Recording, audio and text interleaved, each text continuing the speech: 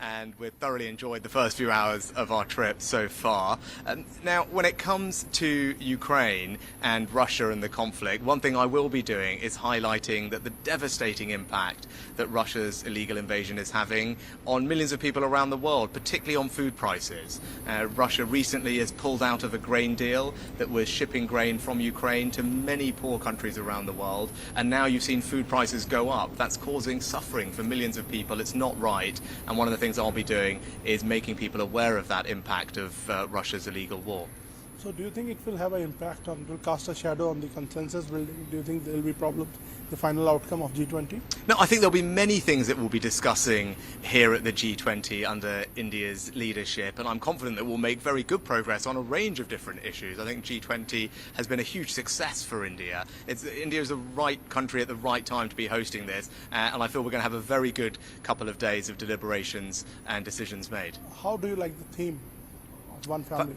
I think it's a great theme, and actually, when you say one family, I'm an example of the incredible living bridge that Prime Minister Modi described between the UK and India. Almost 2 million people like me in the UK of Indian origin. That's why it's very special for me to be here as British Prime Minister, in the country where my family are from. So can you give us some sense of a connect with India, like your roots here? Well, obviously, my wife is from here, from Bangalore. We got married in Bangalore. We used to spend lots of time together before we had children in Delhi, and we're trying to figure out if we can go to one of our old favourite restaurants this evening. But look, it's personally incredibly special for me to be back in India. It's a country I love dearly, a country where my family are from. But to come here in this role, to represent the UK, to find ways to forge closer links with India and play a part in making sure that India has an incredibly successful G20. And I'm very proud to see India doing so well on the world stage. So coming to the bilateral part of it, a free trade agreement is underway, under discussion between the two countries. How soon can we expect to complete? Well, both Modi ji and I are keen to see a comprehensive and ambitious trade deal concluded between our two countries. Both of us think that there is a good deal to be done, but trade deals always take time. They need to work for both countries, and although we've made enormous progress, there is still hard work to go, and that's what we need to keep going through. The G20 is not the forum for those discussions. Of course, I will touch on that with Prime Minister Modi. But the teams are working very hard. But as I said, there's hard work to go, but we will keep working through it. But I think there is an enormous opportunity for both India and the UK to strengthen our economic cooperation, which will bring real benefits to our citizens in both countries. Can you tell us something about your equation with Prime Minister Modi?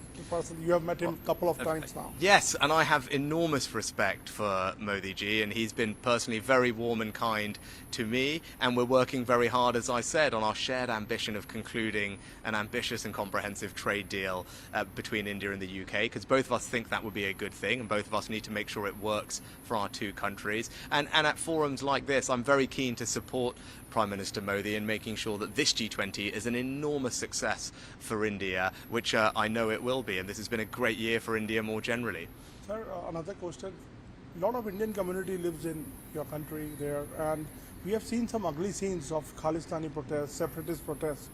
How do you secure Indian interests there? Because this is a big, huge issue between the two countries. Yeah, it's a really important question, and let me just say unequivocally that no form of extremism or violence like that is acceptable in the UK, and that's why we are working very closely with the Indian government to particularly tackle PKE, pro-Khalistan extremism. I don't think it's right. Our security minister recently was just in India talking to his counterparts. We have working groups together to share intelligence and information so that we can root out this kind of violent extremism. It's not right, and I won't tolerate it in the UK. Sir, how do you look at India's position on Russia and Ukraine? Well, it's not for me to tell India what positions to take on international issues, but I know India rightly cares about the international rule of law, the UN Charter, and respect for territorial integrity. I think those are things that are universal values that we all share. Those are things that I believe, and India, I know, believes in those things too. Sir, you have defined India-UK relations as a defining of our times. And what is the roadmap of 2030? Can you give us some broad sense of the bilateral relation there? Yeah. Well, I think the bilateral relationship is in good health, and Prime Minister Modi and I are keen to deepen and broaden our relationship.